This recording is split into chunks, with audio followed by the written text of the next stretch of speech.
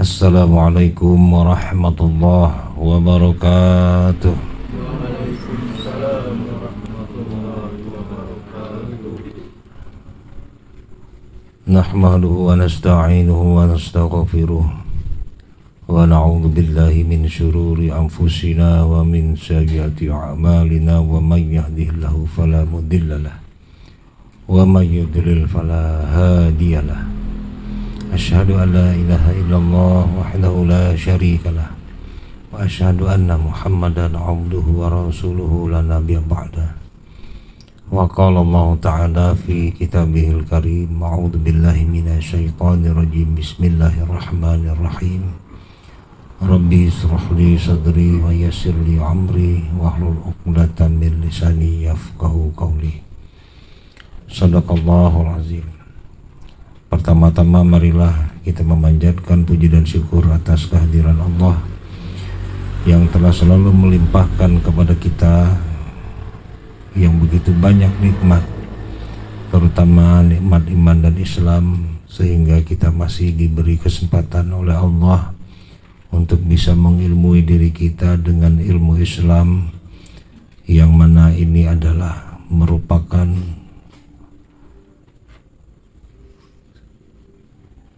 perwujudan daripada sifat rahimnya Allah, yaitu pengasihaninya Allah, yang mana kita diberikan rezeki nikmat yang begitu besar, diberikan nikmat yang begitu besar yang gunanya untuk sebagai bekal kita nanti di akhirat.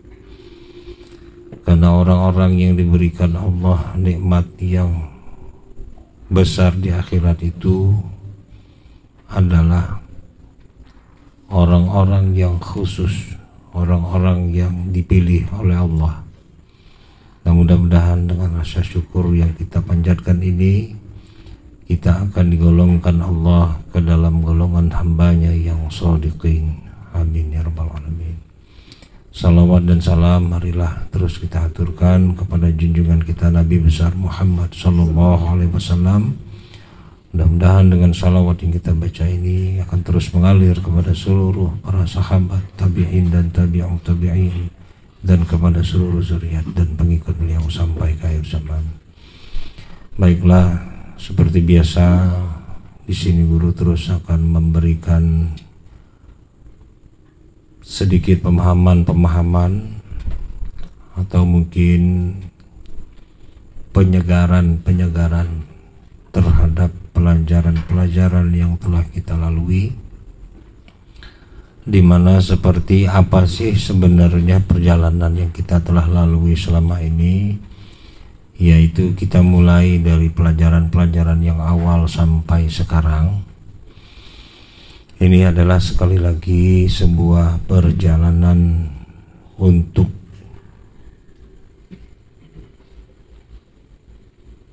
sebagai perjalanan rohani atau perjalanan batin.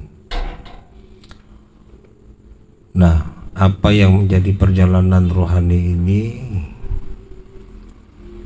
yaitu sesuai dengan apa yang telah terjadi sesungguhnya atau dalam kenyataannya, di mana di dalam kenyataannya kita berasal dari kampung halaman kita yang disebut dengan alam roh, di mana di kampung halaman itu kita sudah selalu menyaksikan Allah.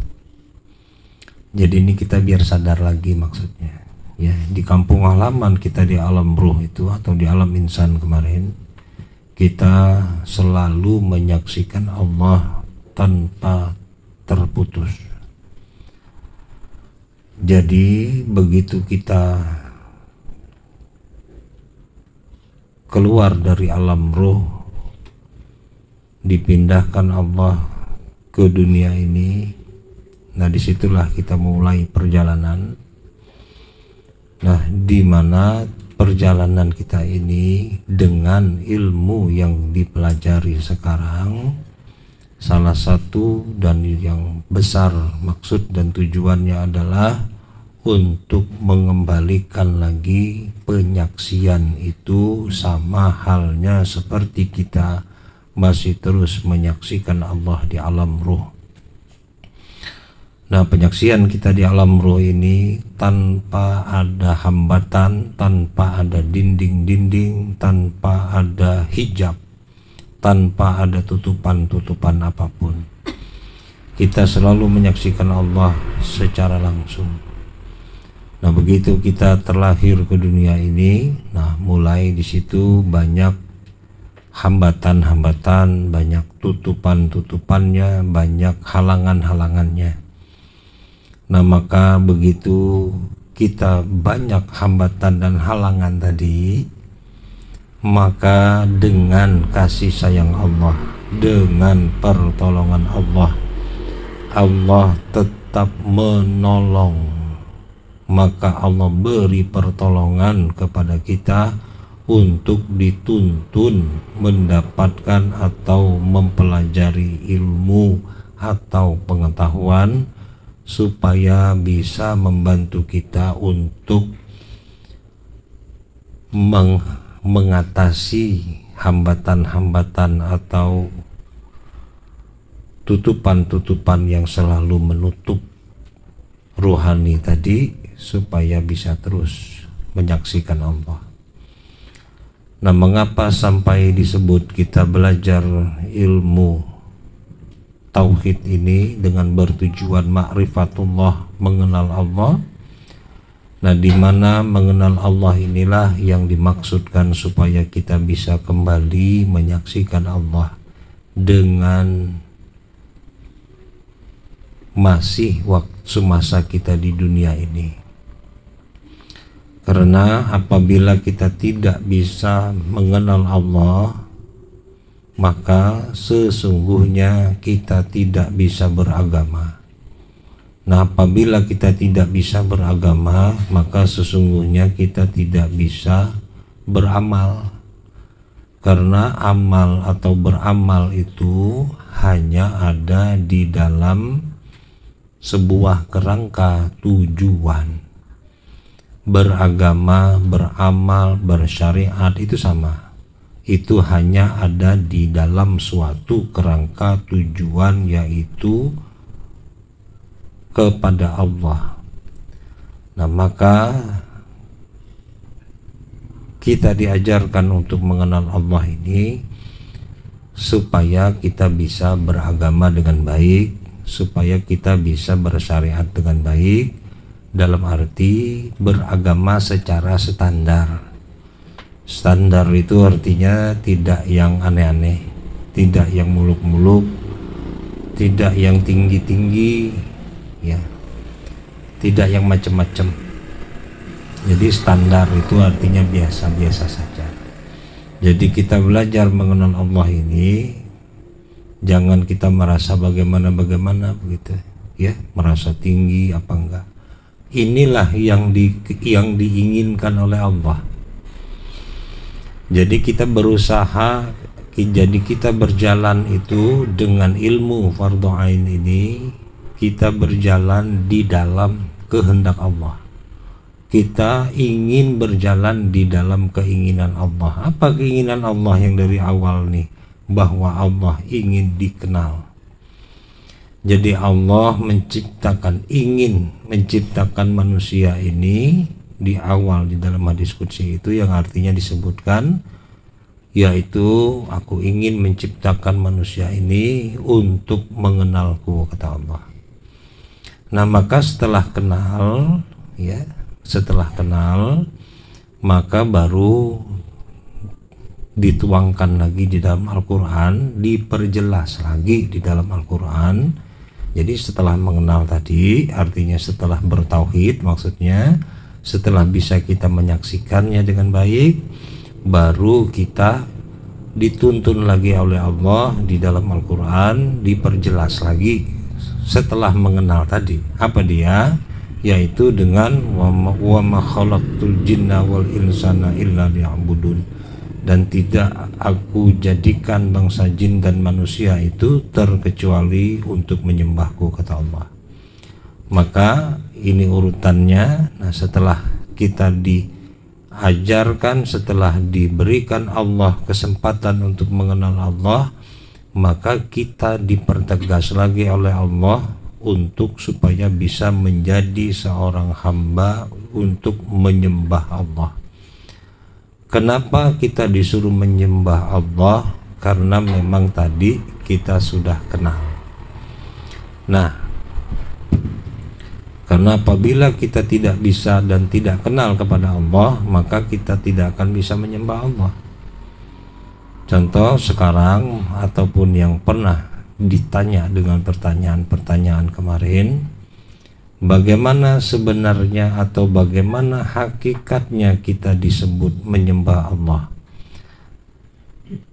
Menyembah Allah yaitu dengan kita mendirikan sholat umpamanya, daripada diawali dengan takbir sampai salam. Iya, itu teknis cara menyembahnya.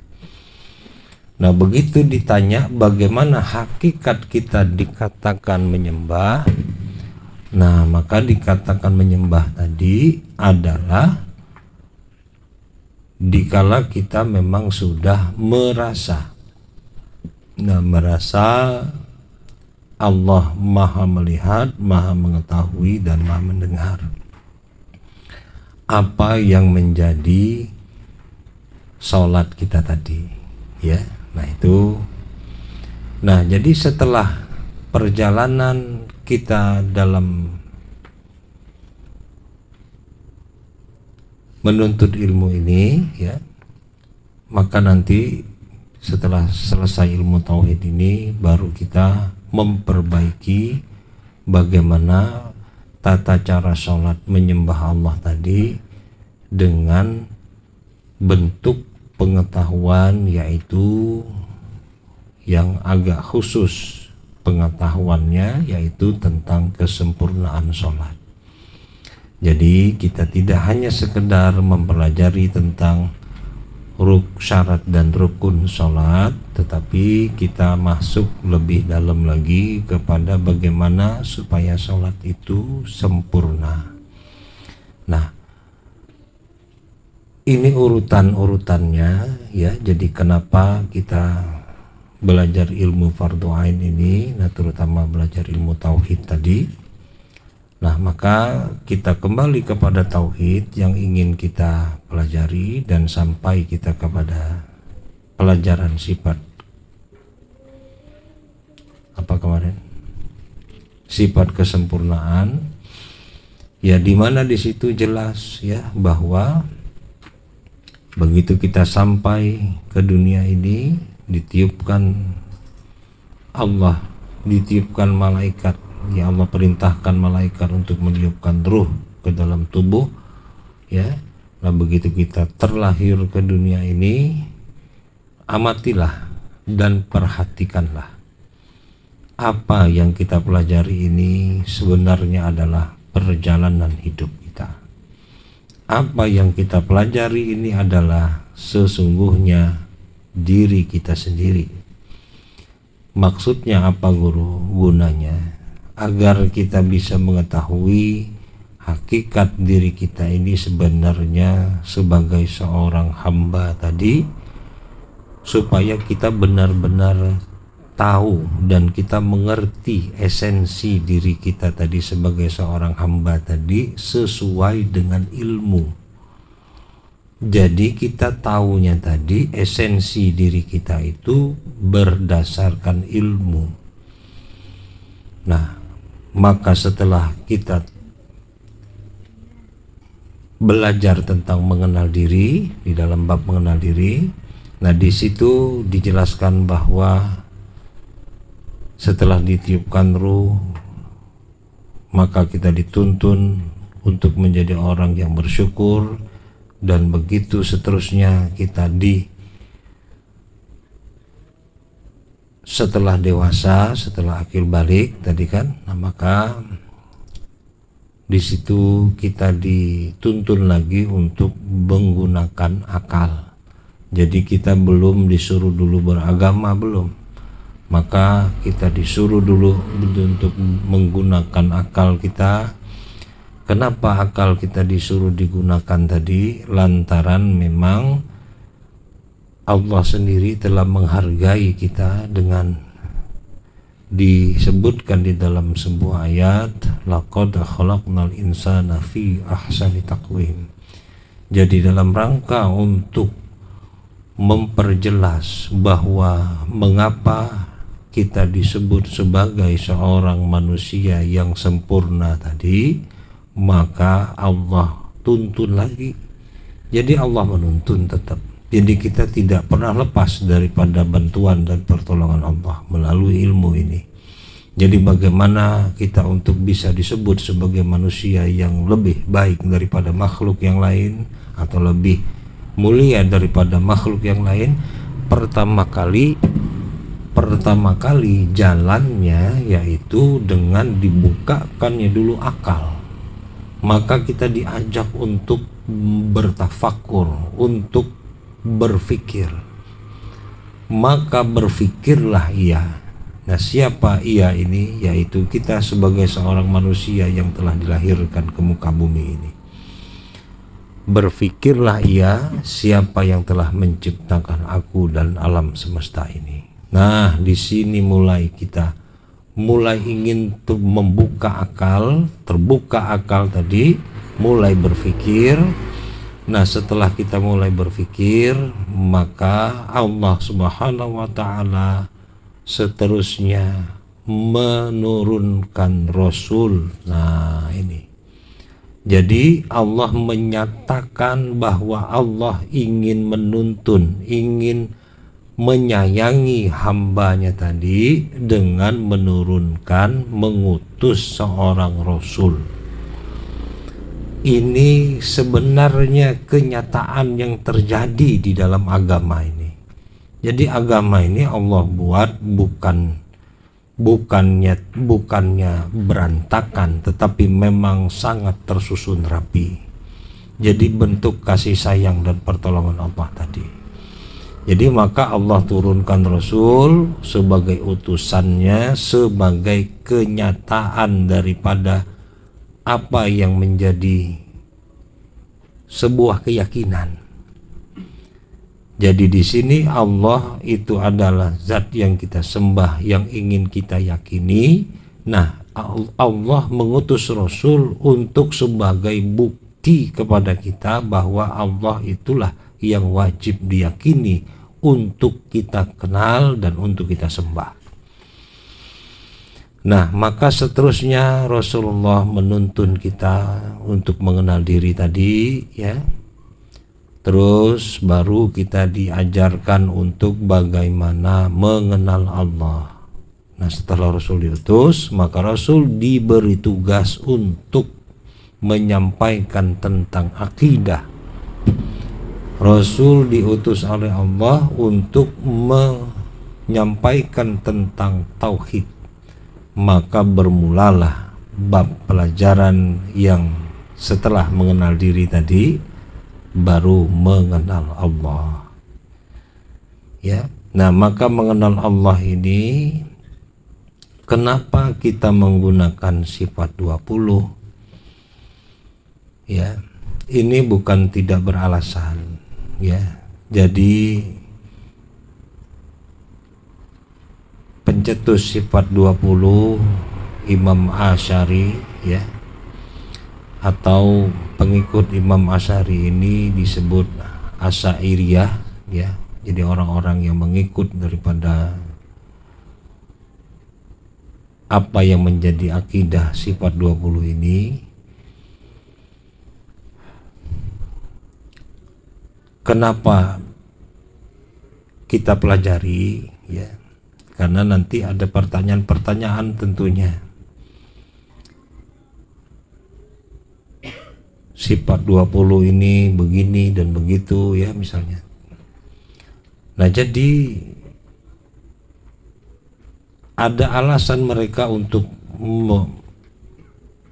untuk apa namanya, untuk menggoyangkan kenapa kita belajar sifat 20. Mereka mengatakan Imam Syafi'i aja nggak belajar sifat 20. Ini alasannya. Kenapa Imam Syafi'i nggak belajar sifat 20? Ya karena Imam Syafi'i itu lahir sebelum Imam Asy'ari. Beliau meninggalnya saja tahun 205. Sementara Imam Asy'ari itu di tahun ke-300. Tetapi memang masih termasuk ulama salaf. Ulama salaf yang dikatakan Rasulullah itu setelah aku meninggal, 300 tahun setelah aku meninggal. Ya. Nah, maka ketahuilah, jadi para ulama mazhab terutama seperti Imam Syafi'i yang kita meyakini mereka adalah orang-orang ulama mujtahid, ulama-ulama yang memang diakui keilmuannya. Jadi mereka yang begitu sangat-sangat kuat keimanannya. Jadi mereka memang tidak seperti kita di era zaman setelah Imam Asy'ari. Nah, Imam Asy'ari ini berpikir, ya, berpikir. Nah, maka ilmu tauhid ini adalah, atau ilmu kalam yang disebut orang, atau ilmu sifat 20, ini adalah sebenarnya metode berpikir. Jadi metode berpikir bagaimana untuk mengenal Allah, ya. Jadi beliau berpikir atas dasar pertanyaan-pertanyaan atau kegalauan pikiran-pikiran manusia tentang Allah. Jadi beliau sangat mengerti atas kebingungan-kebingungan yang terjadi untuk bagaimana kita tadi bisa mengenal Allah tadi.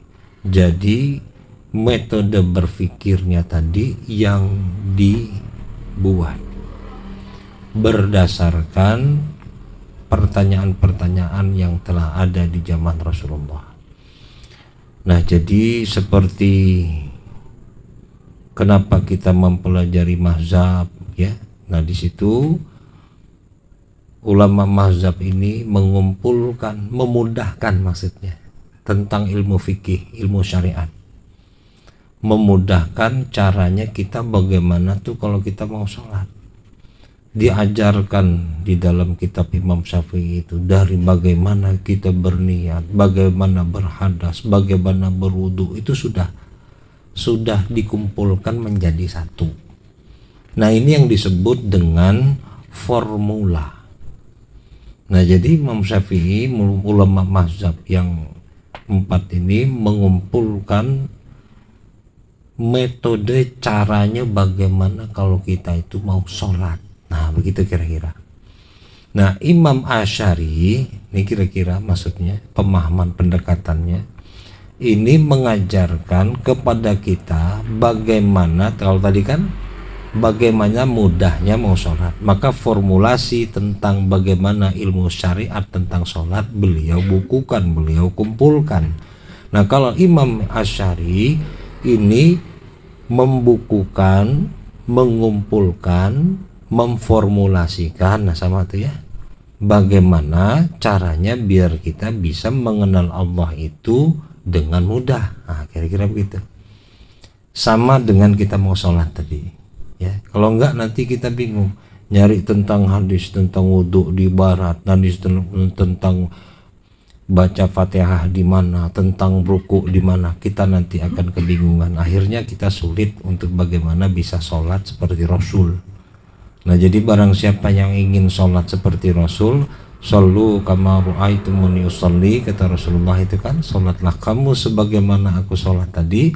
Kita nggak akan bisa sholat kalau tidak digambarkan, kalau tidak dirumuskan, kalau tidak dibukukan oleh ulama-ulama mazhab. kita akan kebingungan nanti.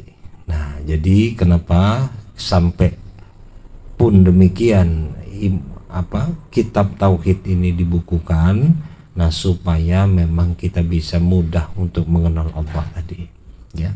Nah, maka sifat 20. Nah, maka setelah kita mengenal diri, masuk ke dalam mengenal Allah yang kita pergunakan menggunakan metode, menggunakan cara, metode itu cara, yaitu melalui sifat 20. Karena sifat 20 ini sudah diuji dan sudah diakui kemudahannya untuk supaya kita bisa mengenal Allah.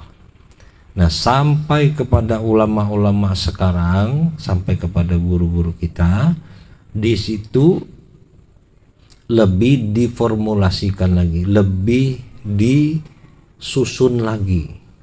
Nah, disusun lagi, semoga dengan tujuan kita biar semakin mudah untuk mengenal Allah tadi, ya. Maka metode-metode, tahapan-tahapan yang di dalam mengenal Allah tadi, maka setelah kita tahu bagaimana untuk mengenal Allah, dasarnya mengenal Allah, caranya mengenal Allah, ya, terus dengan apa kata Rasulullah, thalabul ilmi faridatun ala kulli muslimin wal muslimat, diwajibkan atas mukallaf. Ya, ini tolong jangan sampai ada yang ngumpulin lagi karena tipu daya setannya, maka bisa digantikan dengan thalabul ilmi, menuntut ilmu itu diwajibkan kalau mau berdasarkan terjemahannya kata per kata. Tetapi kalau di dalam kitab yang kita pelajari terjemahannya menuntut ilmu, diwajibkan menuntut ilmu atas mukallaf laki-laki maupun perempuan. Nah, kalau mau tulis terjemahannya, menuntut ilmu itu diwajibkan atas mukallaf laki-laki dan perempuan. Nah, sebenarnya ada juga yang tertulis di dalam hadis itu, thalabul ilmi faridatun ala kulli muslim. Muslim itu bentuknya masih umum. Jadi umum itu artinya muslimin dan muslimat. Nah, di arti terjemahan kita ini diperjelas saja sebenarnya laki-laki dan perempuan.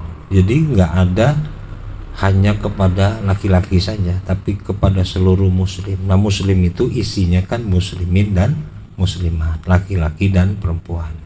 Emang yang muslim laki-laki aja ya? Nggak kan? Nah, ada muslimat. Nah, itu caranya untuk mengenal Allah tadi. Rasul menuntunnya kita mesti belajar menuntut ilmu, dan ini adalah sangat-sangat terstruktur, sangat-sangat tersusun rapi bagaimana cara untuk mengenal Allah tadi. Nah, maka tujuan kita menuntut ilmu ini adalah sesuai apa yang dikatakan Rasulullah, terus sesuai dengan keinginan Allah. Apa keinginan Allah? Allah ingin kita untuk mengenalnya, gitu. Nah, maka Rasulullah membawa cara itu, maka Rasulullah menuntun kita dengan bahasa yang sangat-sangat masih umum, diwajibkan menuntut ilmu tadi. Nah, orang-orang yang berpikir dan orang-orang yang berakal, Rasulullah mewajibkan kita menuntut ilmu bukan supaya kita jadi insinyur tambang, jadi insinyur jadi ahli ekonomi, jadi dokter, jadi segala-gala macam. Rasulullah diutus oleh Allah ke muka bumi ini bukan menyuruh kita jadi dokter, bukan nyuruh kita jadi sarjana hukum, bukan jadi sarjana komputer, bukan. Gimana mau jadi sarjana komputer di zaman Rasul nggak ada komputer, ya? Jadi tujuan Allah mengutus Rasul tadi supaya kita ini ingin dikembalikan lagi peradabannya menjadi peradaban yang beradab, peradaban yang berakhlak. Maka Rasulullah menuntun, mengajak kita, memberitahu supaya untuk kembali kepada peradaban yang benar itu, yaitu agar bisa kembali mengenal Allah. Maka Rasul menjelaskan, disuruh kita untuk, diwajibkan kita untuk menuntut ilmu. Nah, tentu ilmu yang dimaksudkan ini untuk supaya kita bisa terus memperjalankan ruhani kita ini biar bisa selamat. Jadi nggak bisa pakai ilmu fisika, ilmu kimia, ilmu biologi dan lain sebagainya. Ilmu bahasa, nahwu, saraf, yang lain-lain nggak bisa. Bukan pakai itu. Ya. Nah, jadi ilmu yang dipakai untuk mengenal Allah itu untuk menuju kembali pulang ke kampung halaman, tentulah ilmu akhirat. Nah, ilmu akhirat ini formulanya sudah dibukukan di dalam Al-Quran. Nah, begitu sudah dibukukan di dalam Al-Quran, para ulama terus yang sampai kepada kita sekarang itu memproses Al-Quran itu, mengklarifikasi Al-Quran itu, membagi-bagi Al-Quran itu, menyelidiki Al-Quran itu sama. Itu bahasa yang sama. Agar bisa kita kenali isi Al-Quran itu apa saja. Maka tersebutkan di dalam sifat kalam. Sifat kalam itu di situ disebut secara umum bahwa ada ta'lu dalal wajib, mustahil, harus, itu secara umumnya. Nah, maka kita kenali bahwa di dalam Al-Quran itu jelas sudah berisi, tertulis ayatnya sudah berjumlah 6.666 ayat. Nah, di situ terbagi ayat tauhidnya, ayat fikih, dan ayat tasawufnya, dan ayat tentang sejarah dan alam, dan mengolah isi alam. Nah, di sini ilmu yang inti yang ada di dalam Al-Quran itu, yang fardunya dipisah dari 6.600 ayat, dipisahlah 3.000 ayat ini, tauhid, fikih, dan tasawuf. Jadi yang kita pelajari, yang wajib fardu ain, tauhid, fikih, tasawuf ini adalah ilmu yang ada di dalam Al-Quran itu, bukan ilmu yang dari mana-mana.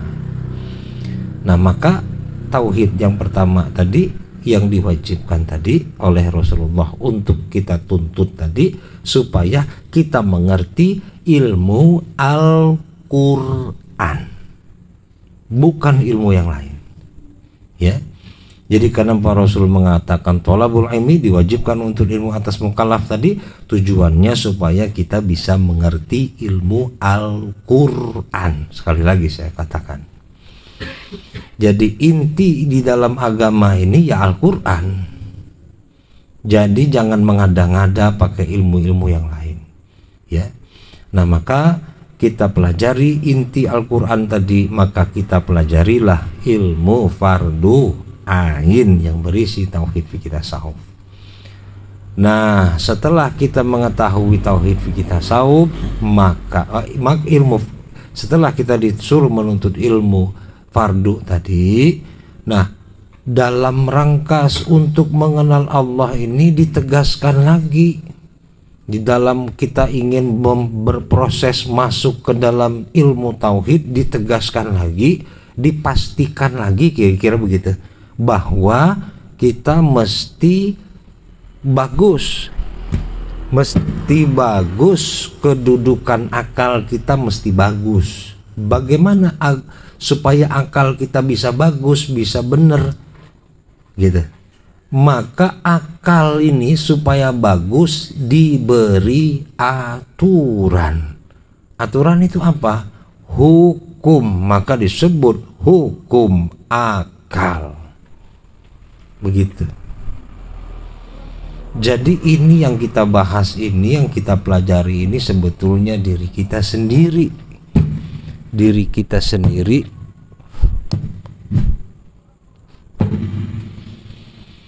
Yang kita bahas ini adalah diri kita sendiri dikala kita mau beragama menjadi hamba Allah itu yang sesuai dengan Al-Quran, yang sesuai dengan keinginan Allah. Allah menuangkan keinginannya itu kepada Rasulullah, maka sampailah kepada kita sekarang. Maka jangan pernah bisa terlepas dari Allah dan Rasul, terus sampai kepada sahabat, tabi'in dan tabi'ut tabi'in, dan kepada para ulama, sampai kepada para guru-guru kita. Dan itu yang disebut tali Allah. Dan jangan pernah terfikir sedikit pun tentang kita mau keluar daripada jalan atau jalur atau Siratal mustaqim atau tali Allah ini. Jangan pernah terbersit sedikit pun.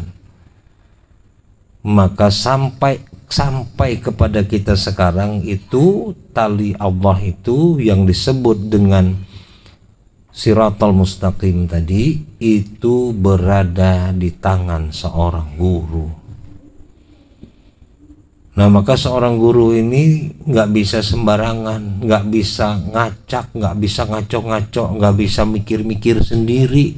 Mau mengajar, mau menuntun orang tuh nggak bisa pakai cara guru sendiri. Guru tidak berani menuntun menggunakan cara guru sendiri, karena guru tidak ada cara. Yang ada adalah cara untuk berjalan di jalan yang lurus. Di mana itu guru? Menurut hierarki, menurut sanad. Jadi sanad itu bukan hanya sekedar sanad secara zahir, tetapi sanad secara lahir dan batin. Ya, nah maka setelah kita diberi tahu dan diajarkan tentang hukum akal, itu tujuannya supaya akal kita itu bisa bagus, bisa baik, bisa recommended atau bisa direkomendasikan. Karena kalau tidak melalui hukum atau aturan-aturan yang disebut hukum akal ini, kita nggak boleh masuk ke ranah sifat 20. Karena apa? Karena belum diregistrasi akal kita tadi, belum diberi aturan, atau akal kita belum mengenal hukum atau tidak beraturan. Maka apa yang terjadi begitu orang belajar sifat 20, dia tidak memahami hukum akal? Apa yang terjadi? Maka nggak berasa mengenal Allahnya, maka nggak berasa wujud, qidam, baqo sampai mutakalimun, itu nggak berasa. Maksudnya rasa apa guru? Nggak berasa kita itu benar-benar bertujuan mengenal Allahnya, nggak berasa. Rasanya sama saja macam orang yang nggak belajar sifat 20, cuman asal yakin Allah ada, yakin Allah sedia, yakin aja, yakinnya tidak berdasar gitu. Yakin yang tidak berdasar melalui akli dan nakli, karena nggak bisa kita mengenal Allah melalui dalil nakli saja, itu namanya didoktrin. Kita mengenal Allah melalui dalil nakli saja, itu namanya didoktrin. Kita dipaksa untuk yakin. Nah, sementara Allah tidak mau kita itu dipaksa atau terpaksa. Jadi nggak ada istilahnya di dalam Islam itu maksa atau dipaksa, nggak bisa. Jadi kenapa kita disuruh berpikir itu? Supaya masuk akal. Nah, dengan masuk akal tadi, di situ kita diharapkan mau mengikuti, mau sadar.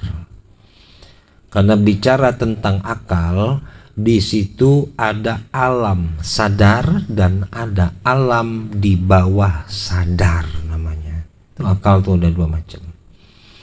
Jadi alam yang sadar itu dan alam di bawah sadar. Nah, alam bawah sadar inilah yang tempat masuknya gangguan-gangguan keimanan, seperti tiupan-tiupan, godaan-godaan syaitan ini masuknya ke alam bawah sadar. Dan ini dibuktikan oleh para ahli-ahli di bidang psikologi, di bidang psikologi atau psikolog, di mana mereka ada mempelajari suatu ilmu yang disebut dengan ilmu hipnoterapi. Nah, hipnoterapi ini adalah ilmu yang untuk mempengaruhi alam bawah sadar kita. Maka disebutlah ada orang itu jadi ahli hipnotis. Kenapa? Orang yang tadinya itu dari dia bersikap wajar jadi tidak wajar, karena di situ orang dimasukkan, ditanamkan perintah di alam bawah sadarnya. Nah, kita belajar ilmu, dia diberikan hukum akal, diajarkan hukum akal ini supaya bisa sadar luar dua-duanya, alam bawah sadar dan sadarnya. Jadi dua-duanya. Ya, jadi bukan hanya alam bawah sadar tapi dua-duanya. Jadi itu alasannya kenapa kita mesti masuk ke dalam hukum akal. Nah, hukum akal wajib, mustahil, harus, itu bukan hanya sebutan-sebutan wajib. Barang yang tiada terupa pada akal, tiadanya. Itu mau menunjukkan bahwa Allah itu ada, atau menunjukkan bahwa akal itu bagaimana mendefinisikan tentang Allah dari akal, gitu.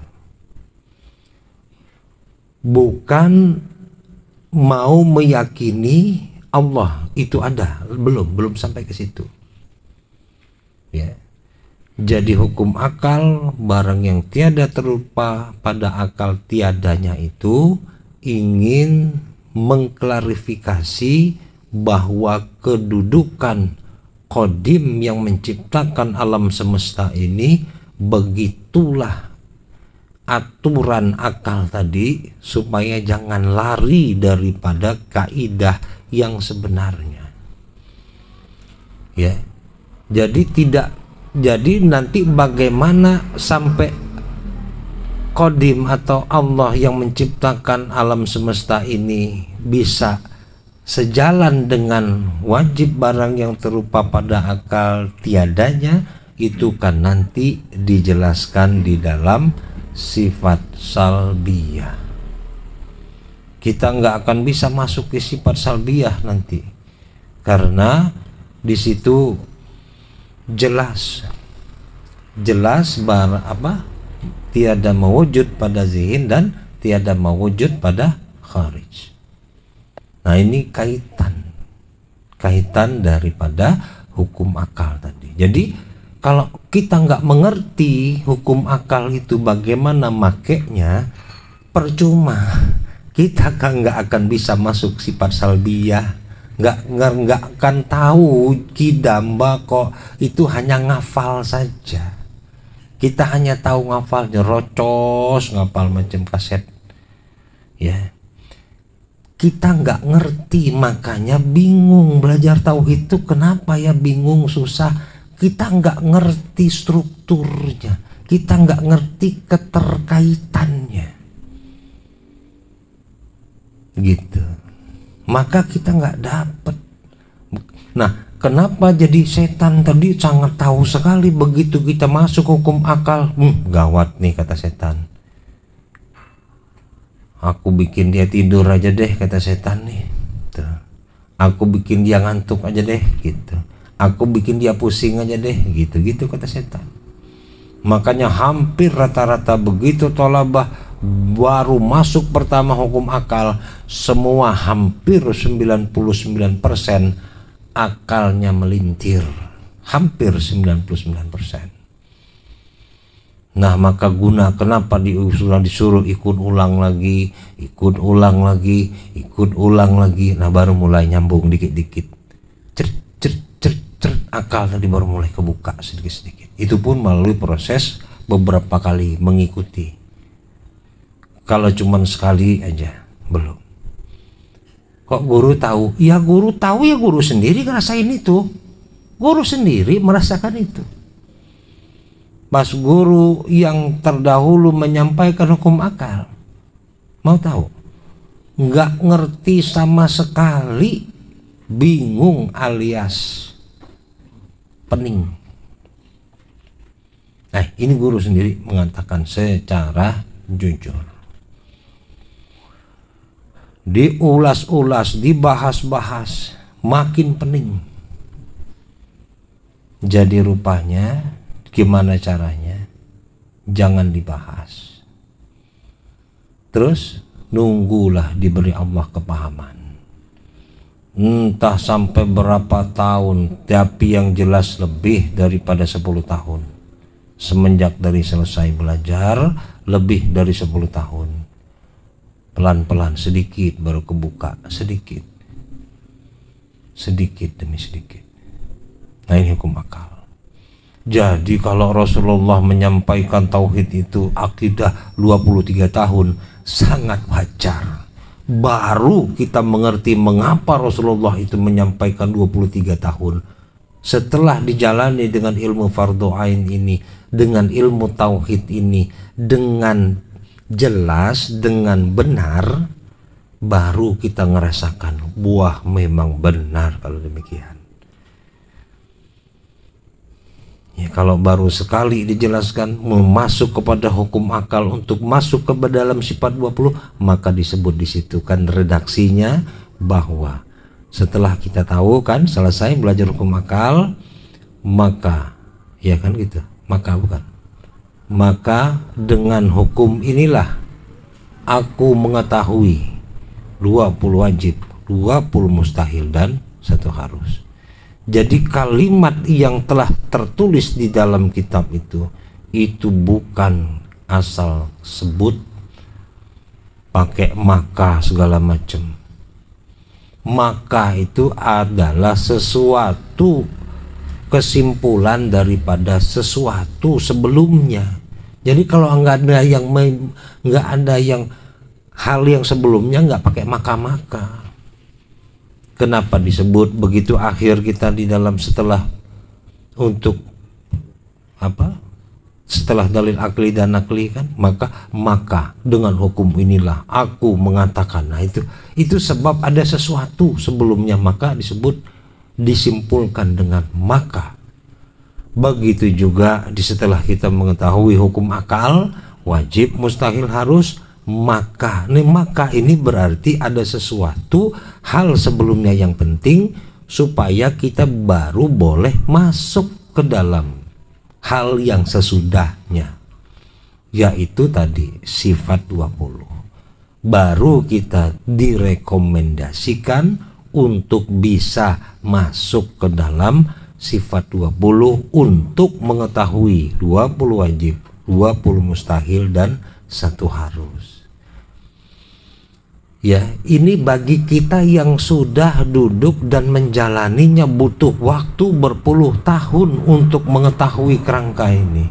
Jadi tiba-tiba ada orang dari luar yang cuman hanya ngeliat kitab atau mendengar-dengar sifat 20 wujud kidam bako, nggak ada itu bukan sunnah lah, bukan apa, wajar. Bukan kita mengiyakan kata mereka, tetapi hal yang sangat wajar mereka berkata seperti itu. Kita saja yang mempelajari ilmu ini aja peningnya bukan kepalang, ya kan? Peningnya bukan kepalang, ya. Jadi banyak hal-hal yang sangat-sangat terbalik yang di dalam akal kita selama ini berpikir. Banyak yang terbalik begitu kita masuk mempelajari ilmu tauhid ini. Terutama seperti tersebutkan bahwa di situ kita Man arafan nafsahu faqad arafa rabbah. Nah, kita sekarang sudah masuk ke dalam mengenal Allah. Sifat 20 dari mustahil, dari wajib sampai mutakalimun. Apa sebenarnya yang ada di dalam mengenal Allah? Tentu kan terbalik. Kita sebenarnya bukan mengenal Allah. Ketahuilah, disebut man arafa nafsahu faqad arafa rabbah, baru kita disebut setelah mengenal diri niscaya mengenal akan Allah. Sebenarnya bukan kenal, bukan bisa-bisanya kita kenal kepada Allah. Kita nggak akan bisa pernah mengenal Allah. Terus guru, tapi ini kan redaksinya begitu. Iya, itu yang tertulisnya demikian. Tapi sebenarnya yang terjadi bukan demikian. Yang kita kenal itu sebenarnya diri kita sendiri. Nah, jadi mudah-mudahan kalau kita benar-benar memahami ini, nanti ngedengar orang yang di luar-luaran sana belajar hakikat tauhid, nanti katanya mereka bilang nanti kita menyaksikan Allah itu ada di dalam diri kita sendiri, jadi nggak bingung lagi. Kalau enggak, kita bisa bilang orang itu sinting nanti. Makanya di sini guru menegaskan dulu sebelumnya, sebelum kita sinting dengerin orang di luar. Makanya di sini biar dijelasin supaya kita nggak gila. Karena jaminannya kalau nggak benar belajar tauhid ini gila, benar gila. Kalau nggak benar kita mempelajarinya, nggak jelas pemahamannya, bos. Tapi saya nggak gila guru belajar tauhid. Iya nggak gila, tapi kualat. Tahu kualat? Durhaka.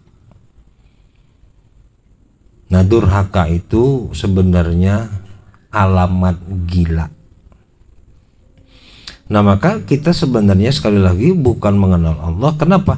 Karena nggak bisa kita mengenal Allah. Terus sesungguhnya sekali lagi kita mengenal diri kita sendiri. Jadi semakin kita kenal kepada Allah di dalam bab mengenal Allah itu kan, semakin kita mengenal siapa diri kita itu sebenarnya. Karena barang siapa yang kenal akan dirinya, niscaya itu otomatis. Nah, jadi di dalam pelajaran mengenal Allah itu ada sesuatu yang pingin Allah beritahu tentang diri kita. Itu. Apa sebenarnya yang ada di dalam diri kita? Bagaimana diri kita yang sebenarnya? Dibahas di dalam mengenal diri. Sekarang kan mengenal Allah. Nah, dibahas di dalam mengenal diri. Di mana di dalam mengenal diri dibahas, diberitahu bahwa apa? Siapa diri kita? Tempat apa? Kesalahan, tempat dosa, tempat kelemahan. Nah, begitu. Nah, cuman masalahnya diri kita yang tempat kelemahan, tempat kesalahan itu diri kita tidak menyadarinya. Inilah yang jadi awal puncak masalahnya. Kenapa diri kita itu sulit sekali bisa jadi soleh, sulit jadi benar soleha dan soleh dan soleha, sulit. Kenapa? Yang adanya juga salah-salah terus kan gitu, bukan soleh. Karena apa? Karena kita tidak tahu di mana sebenarnya titik-titik kesalahan itu. Maka ditegaskan di dalam mengenal diri, berarti siapa diri kita yang sebenarnya tadi? Tempat kesalahan tadi, tempat dosa-dosa, tempat kelemahan. Tapi kan pada faktanya apa yang dikatakan ilmu diri kita tempat kesalahan, tempat kelemahan itu kan pada faktanya kan nggak begitu. Maksud fakta tuh gini, pada kenyataan yang kita rasakan, maksudnya gitu. Yang kita rasakan, kita bukan manusia tempat dosa, tempat gue selalu bener, itu aja. Apalagi para bini-bini, wah itu rumusnya udah jelas. Salah dia bener terus, bener apalagi bener dia. Makanya situ. Ya, jadi diri kita sekali lagi diulang di dalam mengenal diri, tempat kesalahan, tempat kelemahan. Nah, maka kelemahan inilah yang ingin dibongkar. Loh, kok kelemahan ini pingin dibongkar, guru?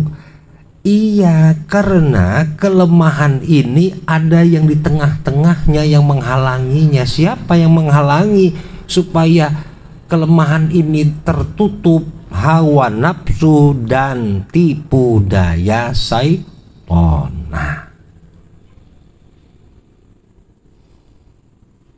Nah, maka untuk membongkar, membina nafsu dan membina nafsu, kata Allah, illa rahimah rabbi, hanya dengan kasih sayangku, kata Allah.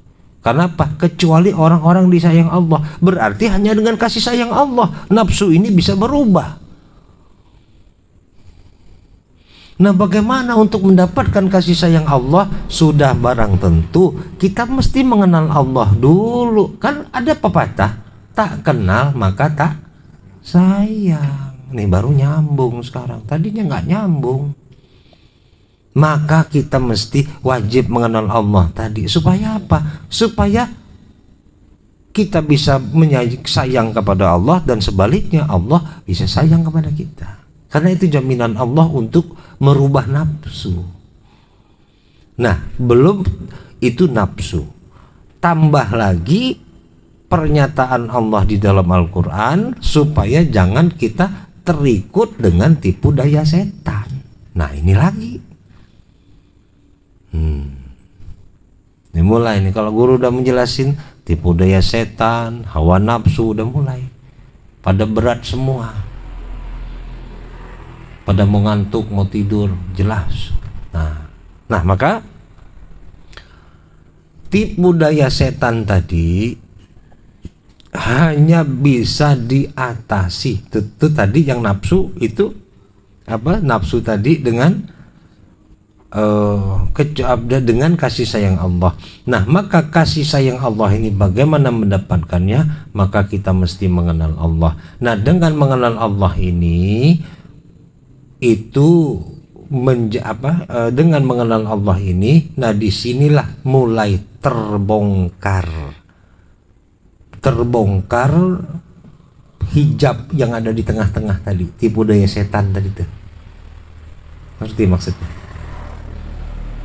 Kesalahan, kelemahan itu ada di bawah, ya. Nah, begitu kesalahan dan kelemahan tadi, nah kita untuk membongkarnya tuh ada sesuatu yang di tengah-tengahnya, yaitu nafsu dan tipu daya setan. Nah, setelah nafsu dan tipu daya setan ini disingkirkan, dibersihkan maksudnya, nah baru kita bisa terbuka kasab. Terbuka baru bisa mengenal Allah tuh maksudnya. Jadi selama hawa nafsu ini dan tipu daya setan ini kita masih belum bisa kebongkar, jangan harap bisa kenal kepada Allah. Maka nggak akan bisa jadi soleh seseorang itu. Maka yang orang soleh dan orang soleh itu sedikit. Karena jarang yang bisa terlepas, bisa menjadi kekasih Allah, bisa menjadi orang yang disayang Allah, sulit. Kan bagaimana disayang Allah, bagaimana menjadi untuk membongkar tipu daya setan, kan dibuka habis kan di dalam wujud kita mbako sampai mutakaliman, betul? Berasa nggak sih? Berasa apa enggak? Jangan-jangan hawa-hawa aja dari kemarin tuh. Nah, maka guru selalu mengatakan apa yang menjadi kesalahan kita, kan selalu gitu. Di dalam ini sifat-sifat tuh. Nah, begitu semakin kita, nah kenapa kita mesti mengetahui kesalahan? Supaya bisa kebuka mengenal Allahnya itu. Maka kita kalau nggak bisa membuang bentuk-bentuk kejahilan, membuang bentuk-bentuk kejahatan hawa nafsu yang telah disarankan. Nah ini kenapa diadab kepada diri yang pertama? Tuh kenapa bilang nggak nyambung? Adab diri yang pertama apa coba masih ingat? Kosongkan sifat-sifat kejahatan. Itu sudah diberi kode dari awal. Sifat kejahatan ini nih mesti terkikis, mesti dikikis, mesti dihabiskan. Nah maka perjalanannya mulai dari terus kita masuk kepada pedoman hidup tuh untuk mengikis kebodohan-kebodohan. Bodoh apa enggak awalnya? Tahu enggak kita siapa yang kita puja-puja selama ini? Siapa yang kita elu-elukan selama ini? Orang-orang bodoh kan? Orang-orang yang katanya yang kaum jet set, orang-orang yang berduit, berpangkat dan lain sebagainya, yang kita takjub kepada mereka. Ya kan begitu. Selama ini kan itu yang ada di mindset kita. Nah orang-orang yang nggak punya, orang-orang yang miskin dan lain sebagainya itu kan, itu kita anggap malah bukan sebelah mata ya, kita nggak kelihatan gitu. Mending masih sebelah mata kan masih kelihatan. Kalau orang-orang yang tidak punya harta, orang-orang yang itu yang hidup makannya Senin Kemis, dari besok ke besok bingung, kita nggak pernah mengopeni mereka, nggak pernah. Kita pura-pura nggak tahu, tutup mata, orang ini ngerepotin aja. Nah yang kita banggakan tadi orang-orang yang bisa memberikan kita manfaat, orang-orang yang berduit, berharta dan lain sebagainya. Nah ini kebodohan kita di masa lalu kemarin. Kita dengan belajar pedoman hidup itu kemarin di pertama, maka kita dibongkar kebodohan kita, diberitahu kebodohan kita tadi, bahwa jangan salah memandang dunia ini. Nah maka kenapa kita diajarin pedoman hidup itu sangat-sangat penting buat kepentingan kita masuk ke dalam mengenal diri terus dan mengenal Allah. Kenapa? Karena kita wajib tahu isi dunia ini. Isi dunia ini 4 perkara, nggak ada yang banyak-banyak. Pedoman hidup. Bodoh paling bodoh, pintar dan paling pintar. Itu isi orang-orang yang ada di dunia ini. Nah kalau kita nggak tahu isi dunia ini, kita nyebur ke dalam dunia, selesai. Bodoh paling bodoh, pintar paling pintar, kita telan habis. Kita bangga-banggakan semua orang yang bodoh itu. Ya, yang penting bahagia, yang penting senang, yang penting aku gembira hidup di dunia ini. Bodoh lagi sudah yang kedua ketiga kalinya. Mana pernah ada sejarah, mana pernah ada yang disebut hakikat dunia ini kita mau bisa mendapatkan kesenangan, mendapatkan kebahagiaan. Nggak ada. Kan berarti sudah bodoh kalau orang mencari kesenangan dan kebahagiaan di dunia ini. Nggak ada. Sebahagia-bahagianya dunia ini nggak ada yang bahagia. Pokoknya kesengsaraan yang jelas di dunia ini. Tempat yang hina, kotor. Ya jadi jelas kita semakin mengenal Allah, semakin kenal kepada diri kita tuh siapa sebenarnya.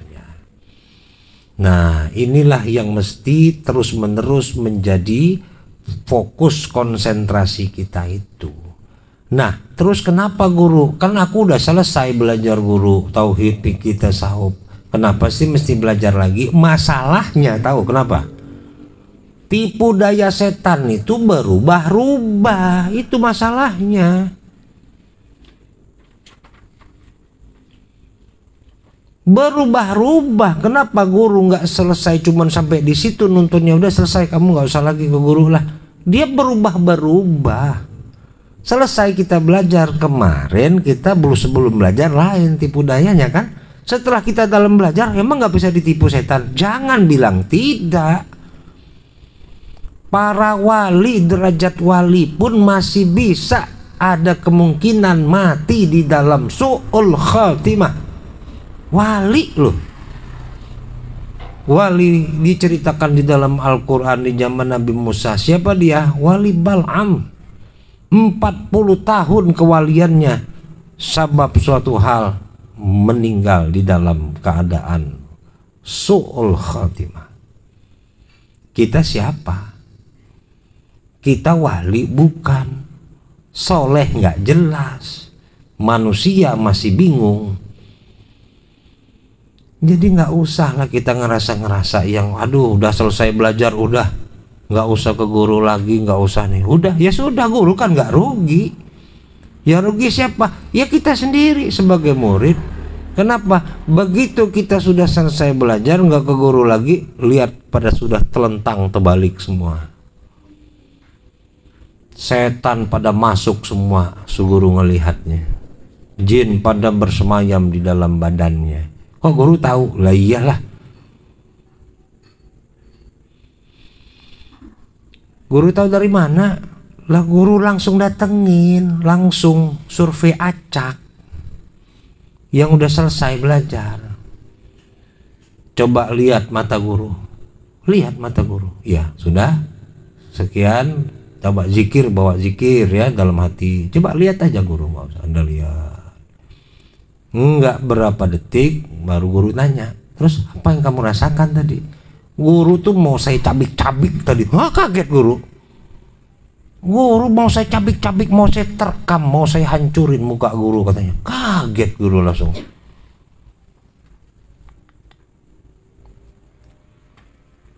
Disuruh ngelihat guru kepada orang lain pun kan nggak boleh kita memukul orang, mau ngerobek muka orang, nggak boleh kan sama orang lain, boleh nggak? Nggak boleh. Orang lain sesama manusia biasa, kita harus bersikap lemah lembut, baik, berbaik sangka dan lain sebagainya. Kok tiba-tiba disuruh ngeliat guru mau ngerobek-robek muka guru? Itu pengakuannya.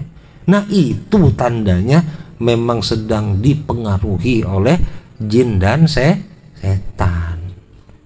Cuman jin dan setan yang mau ngancurin manusia. Kalau sesama manusia yang berakal nggak boleh, nggak bisa, bukan nggak boleh lagi ya. Nah jadi itu, maka jadi nggak bisa lepas seorang guru itu kepada murid. Nah itulah lantarannya.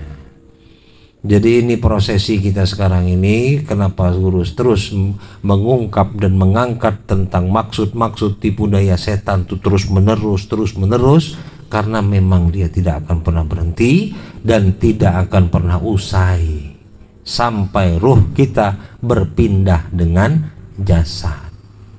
Ruh berpisah dari kerongkongan kita, baru dia mengucapkan goodbye. Jadi jangan pernah merasa aman. Wah udah selesai, Pak doain aman, tenang, gak usah belajar lagi. Silakan. Guru nggak rugi kok, nggak rugi ya. Itu saja.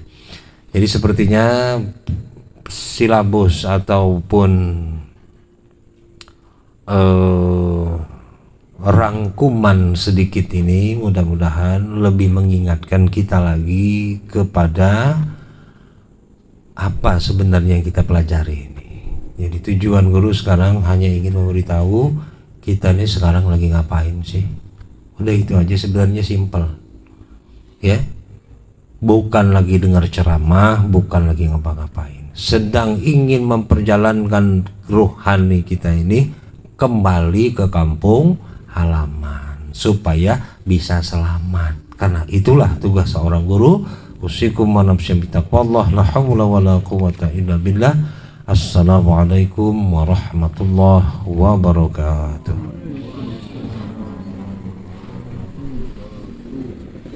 Alhamdulillah.